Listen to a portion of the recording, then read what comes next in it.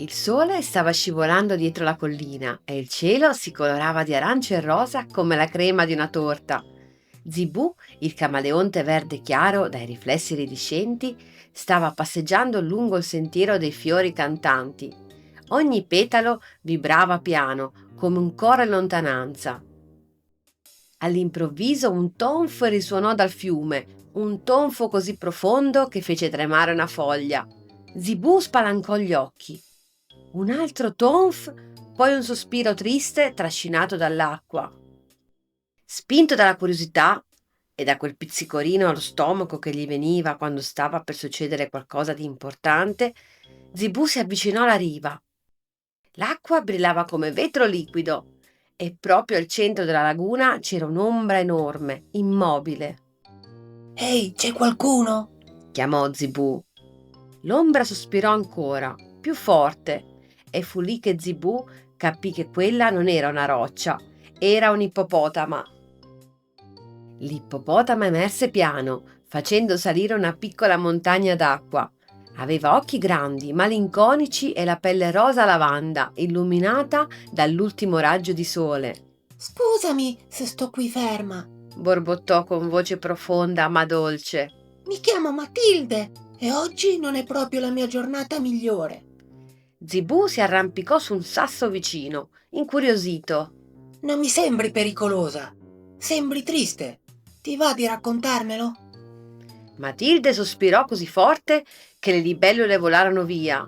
È che sono enorme, rumorosa, inciampo sempre e nessuno vuole giocare con me.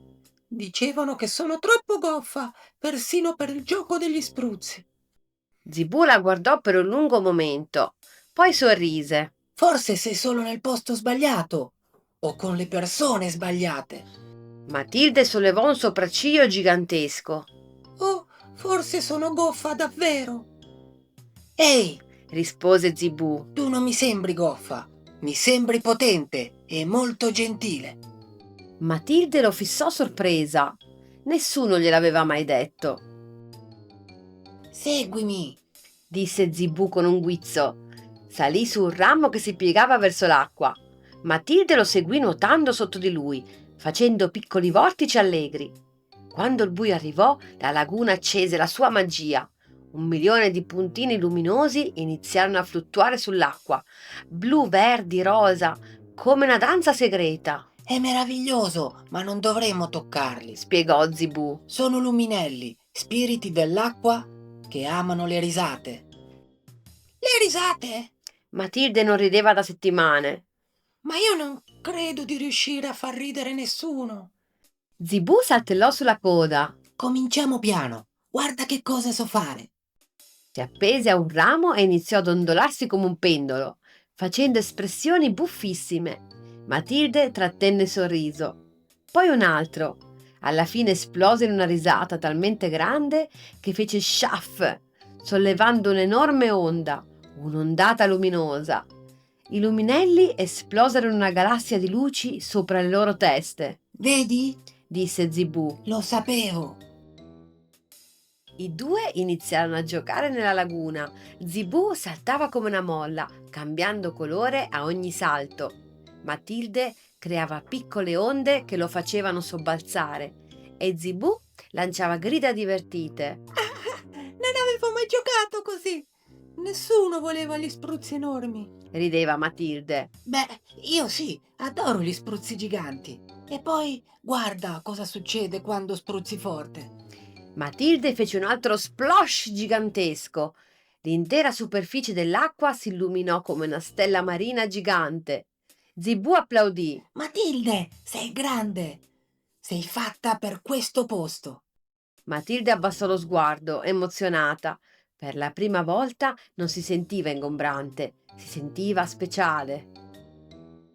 Ma qualcosa turbò l'acqua, uno scricchiolio tra i canneti, un fruscio, un rumore di zampette frettolose. Zibù tese il corpo.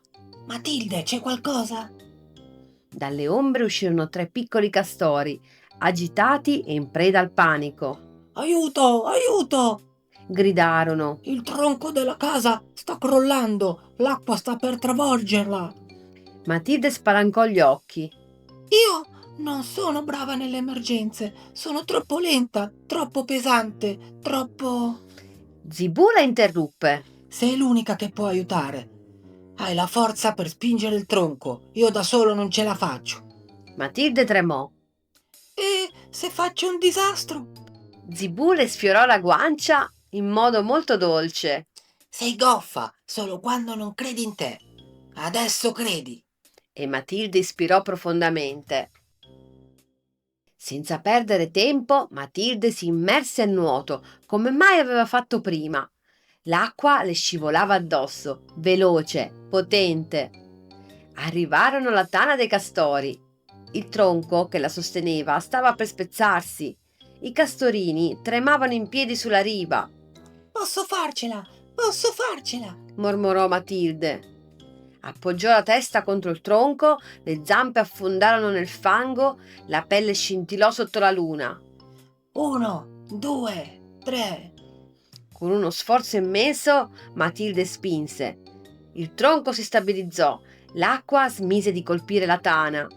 I castori esplosero in un applauso di gioia. Sei un'eroina, Gridarono. una vera gigante della laguna. Matilde si emozionò così tanto da diventare tutta rosa. Zibù, sul suo dorso, rise felice. Lo sapevo, sei straordinaria. La laguna si riempì presto di voci. Le rane cantarono, i pesciolini saltarono fuori dall'acqua come fuochi d'artificio argentati. Tutti volevano ringraziare Matilde. I luminelli crearono una spirale luminosa intorno a lei, formando una corona di luce sopra la sua testa. Sembrava una regina dell'acqua. Zibù la guardò con ammirazione. Io sono davvero felice di averti incontrata. Matilde rise e la sua risata fece vibrare l'acqua in piccole onde. Anch'io, Zibù. Non so come ringraziarti. Non devi ringraziarmi. Tu avevi bisogno di qualcuno che ti guardasse come sei davvero e io ho visto una creatura meravigliosa. Matilde sbatté le ciglia. Nessuno l'aveva mai descritta così.